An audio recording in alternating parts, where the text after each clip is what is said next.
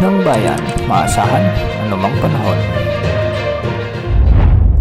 Magandang araw po sa ating lahat. Narito na ang latest update sa magiging lagay ng ating panahon ngayong araw at sa mga susunod pang mga araw. Dalawang low pressure area ang ating minomonitor ngayong araw na nasa loob ng ating area of responsibility. Ang una rito ay yung nasa silangan ng Bicol region kahapon at ngayon ay nasa vicinity na ito ng Patnanongan, Quezon Province. Mababa ng tsansa nitong lumakas bilang bagyo sa susunod na 24 oras. Samantala, isang bagong LPA naman ang nabuo sa West Philippine Sea at huli itong namataan sa layong 200 kilometers kanluran ng Dagupan City, Pangasinan. Sa ngayon, nasa katamtaman ang tsansa nitong lumakas bilang bagyo sa susunod na 24 na oras. Dahil nga sa epekto ng mga LPA na ito, asahan ang maulap na kalangitan na may mga kalat-kalat na pagulan at pagkidlat-pagkulog sa Metro Manila, Ilocos Region, Cagayan Valley, Cordillera Administrative Region, Central Luzon at Calabarzon. Pinag-iingat natin ang mga kababayan natin sa mga nabanggit na lugar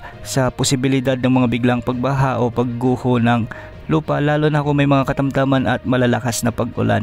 Samantala, dahil naman sa southwest monsoon o habagat, asahan naman ang maulap na kalangitan na may mga kalat-kalat na pagulan at thunderstorms sa buong Visayas, Mimaropa, Bicol Region, Zamboanga Peninsula at Northern Mindanao. Kaya posible pa rin ang banta ng mga biglang pagbaha o pagguho ng lupa, lalo na kung may mga umiiral na katamtaman at malalakas na pag-ulan. Para naman sa nalalabing bahagi ng Mindanao, asahan naman ang bahagyang maulap hanggang sa maulap na kalangitan na may mga isolated rain showers and thunderstorms, dulot ito ng southwest monsoon o habagat. Ngayong araw, dahil sa epekto pa rin ng low pressure area, asahan ang mula 50 hanggang 100 mm na pagulan sa Cagayan, Isabela, Aurora, Nueva Ecija at Quezon Province. Samantala, dahil naman sa southwest monsoon, asahan din ang ganitong pagulan sa Palawan, Occidental Mindoro at Antique. Yan munang latest sa lagay ng panahon. Ito pang weather update ng bayan, maasahan anumang panahon.